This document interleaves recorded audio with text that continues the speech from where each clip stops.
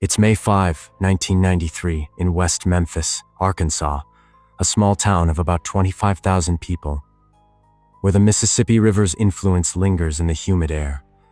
Life here is simple, rooted in church, family, and the rhythm of a close-knit community. Children play freely in the streets, their laughter echoing through modest neighborhoods. On this warm spring evening, 3 8-year-old boys, Stevie Branch, Michael Moore, and Christopher Byers, are riding their bikes near Robin Hood Hills, a wooded area that serves as their playground.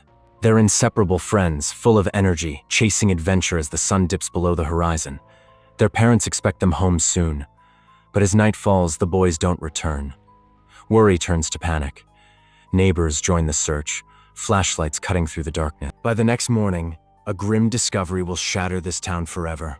The boys' bodies are found in a muddy creek, naked, bound with their own shoelaces, and brutally murdered. This is the story of the West Memphis Three, a case that exposed the fragility of justice, the power of fear, and a mystery that still haunts America. The discovery of the bodies in Robin Hood Hills sends shockwaves through West Memphis. Volunteers and police wade through the shallow creek, their boots sinking into the mud. The scene is horrific. Stevie, Michael, and Christopher are tied wrist to ankle in a hog-tie fashion, their small bodies bearing signs of unimaginable violence. Blunt force trauma, stab wounds, and deep cuts mark their skin. The medical examiner later reveals that Christopher Byers suffered the worst, with injuries including castration, a detail that fuels whispers of something sinister. The town, unaccustomed to such brutality, is gripped by grief and terror. Parents lock their doors, and rumors spread like wildfire. In 1993, America is caught in the grip of the Satanic Panic, a wave of hysteria where communities feared secret cults were targeting children for ritualistic crimes. The gruesome nature of these murders, committed against 3 innocent boys, seems to fit the narrative. Was this the work of a deranged killer or something even darker? The West Memphis Police Department, a small force with limited experience in homicide cases, is thrust into the spotlight. The pressure to solve the crime is immense, as grieving families and a horrified community demand answers. But the investigation is flawed from the start. The crime scene, a muddy, wooded area, is not properly secured. Officers and volunteers trample through the creek, potentially destroying footprints or other evidence. The coroner's initial examination is rushed with critical details, like possible bite marks on the victims, overlooked or misidentified. No murder weapon is found, and the forensic evidence is sparse. The police rely heavily on community tips, and soon, attention to a group of teenagers who stand out in this conservative Bible Belt town. One name rises above the rest: Damien Echols, an 18-year-old with a rebellious streak. Damien is an outsider in West Memphis, with his long black hair, black clothes, and love for heavy metal bands like Metallica and Slayer.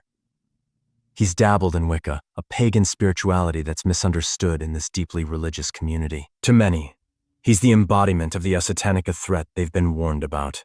Damien's friends, Baldwin and Jessie Misskelley, also come under scrutiny. Jason, a shy 16-year-old, shares Damien's taste in music, but keeps a lower profile. Jessie, 17, struggles with a low IQ and often follows the others, seeking acceptance. The three are an unlikely trio, united by their status as misfits in a town that values conformity. Tips from neighbors and classmates paint them as suspicious, with stories of Damien's interest in the occult and rumors of strange behavior. The police, desperate for a lead, zero in on them. Jessie Misskelley becomes the investigation's turning point. In June 1993, police bring him in for questioning. Jessie, with an IQ estimated between 70 and 75, is vulnerable under pressure.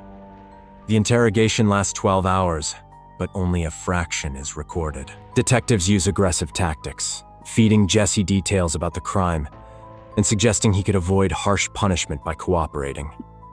Exhausted and confused, Jessie gives a confession, claiming he, Damien, and Jason killed the boys as part of a satanic ritual. He describes chasing the boys, beating them, and witnessing horrific acts, but the confession is riddled with inconsistencies, wrong times of death, incorrect details about the crime scene, and contradictory statements. Jessie later recants, saying he was coerced and didn't understand what he was signing.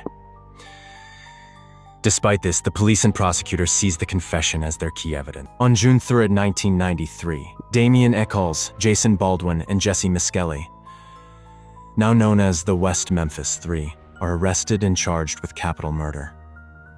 The trials begin in early 1994, and they're nothing short of a circus. West Memphis is a small town, but the case draws national media attention, with reporters crowding the courthouse.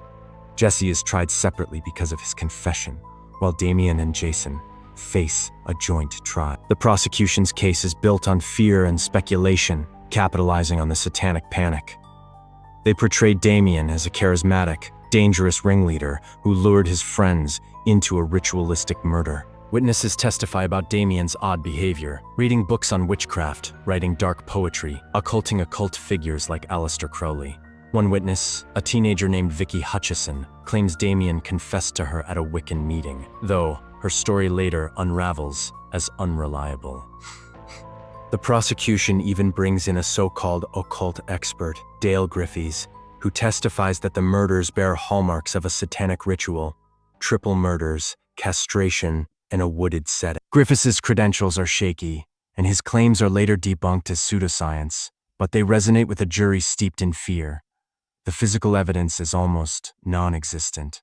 No DNA links the trio to the crime scene. A knife found in a lake near Jason's trailer park is presented as a possible murder weapon, but forensic tests can't confirm it was used in the crime. Fibers found on the victim's clothing are said to match items owned by the defendants, but the matches are vague and could apply to countless other items. Jessie's confession, despite its flaws, is the prosecution's strongest card. In his trial, the jury hears the recorded confession, but they're not told about the hours of unrecorded interrogation or Jessie's low IQ, which experts later argue made him susceptible to suggestion. The defense fights back, pointing out the lack of direct evidence and the community's bias against the trio. But the Satanic Panic narrative is too powerful. In March 1994, Jessie is convicted and sentenced to life in prison plus 40 years. A month later, Damien and Jason are found guilty. Jason receives life without parole, while Damien, labeled the mastermind, is sentenced to death. The verdicts send ripples across America, but many are uneasy. The case feels incomplete, built on fear rather than fact. Enter Joe Berlinger and Bruce Sinofsky, two filmmakers who stumble upon the story while researching for HBO. Their documentary, Paradise Lost: The Child Murders at Robin Hood Hills, premieres in 1996 and changes everything. The film lays bare the investigation's flaws: the contaminated crime scene, the rushed coroner's report, and the coercive tactics used on Jessie. It shows Damien, Jason, and Jessie not as monsters, but as teenagers targeted for their differences. The documentary humanizes the victims' families too, capturing their raw grief and their belief in the trio's guilt. Viewers are outraged, and a grassroots movement begins. Support groups form online, calling themselves the Free the West Memphis 3A campaign. Celebrities like Eddie Vedder of Pearl Jam, Johnny Depp, and Natalie Maines of the Dixie Chicks join the cause, raising funds for new, legal teams and forensic tests. The movement gains momentum as new evidence emerges. By the early 2000s, DNA testing, which wasn't available in 1993, becomes a game changer. In 2007, samples from the crime scene are re-examined. A hair found in the ligatures binding Michael Moore is linked to Terry Hobbs, Stevie Branch's stepfather. Another hair found on a tree stump near the bodies matches David Jacoby, a friend of Hobbs who was with him the night of the murders. These findings raise eyebrows. Hobbs, who had a history of domestic violence and was questioned only briefly in 1993, becomes a person of interest for supporters. He denies any involvement and no charges are filed, but the DNA shifts suspicion away from the trio. Forensic experts also reevaluate the victim's injuries. The supposed ritualistic mutilation, particularly on Christopher Byers, is attributed to post-mortem animal activity, likely from turtles or other wildlife in the creek.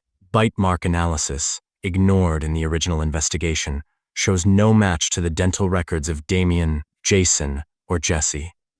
The defense uncovers another critical issue: juror misconduct. In Jessie's trial, a juror improperly shared details of his confession with the jury in Damien and Jason's trial, violating court rules. This, combined with the lack of physical evidence and the coercive nature of Jessie's confession, strengthens the case for a retrial.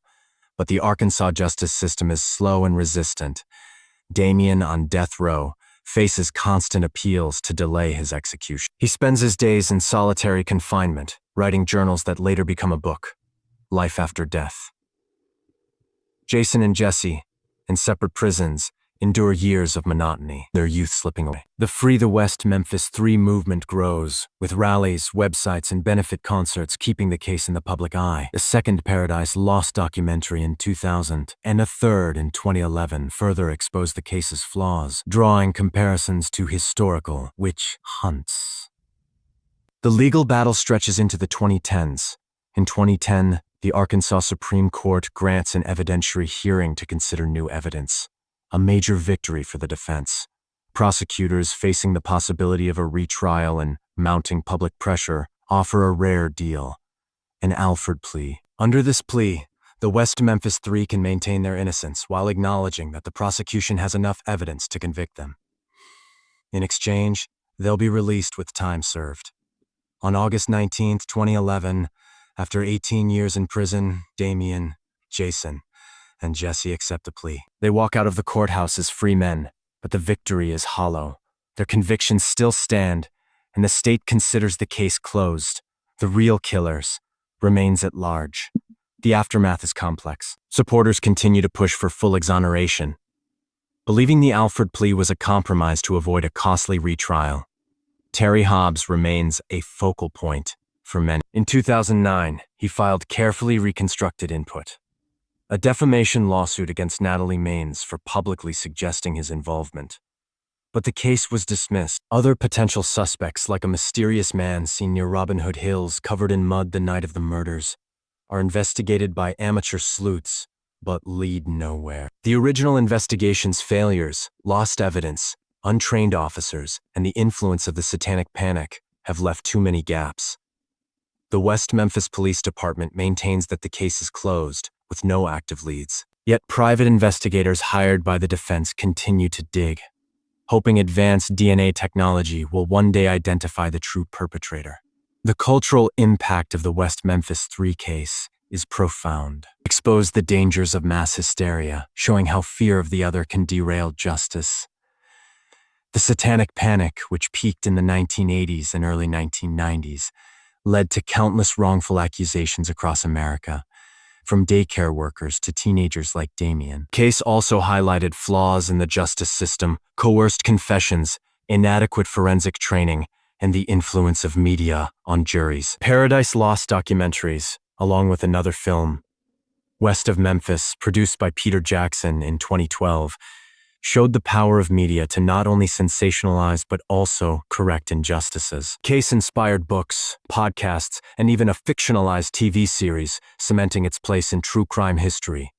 For the victims' families, the pain endures. Terry Hobbs, Stevie's mother, has wavered between believing the West Memphis Three were guilty and questioning whether Terry Hobbs played a role.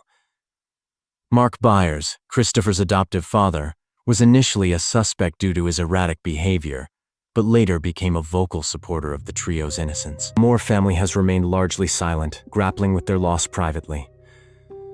The tragedy of May 5, 1993, didn't just take 3 young lives, it fractured a community, leaving scars that may never heal. Today, the West Memphis Three are rebuilding their lives. Damien Echols, now in his 50s, lives in New York, where he writes, creates art, and speaks about his spiritual journey through the ordeal. His book, Life After Death, and his teachings on meditation reflect his resilience.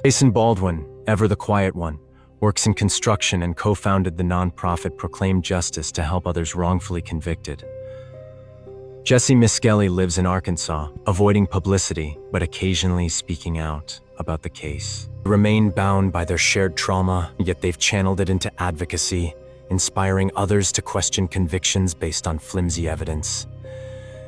The question of who killed Stevie Branch, Michael Moore, and Christopher Byers lingers like a shadow over West Memphis. Is it a drifter passing through town, a family member with hidden motives, or someone the police never considered?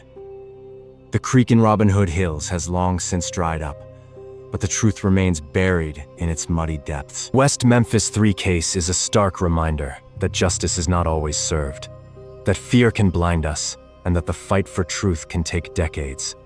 It's a story of loss, redemption, and the enduring hope that one day, the full story will be told. Tomorrow, we'll step into another dark corner of American crime, unraveling a case that shocked the nation and left its mark on history.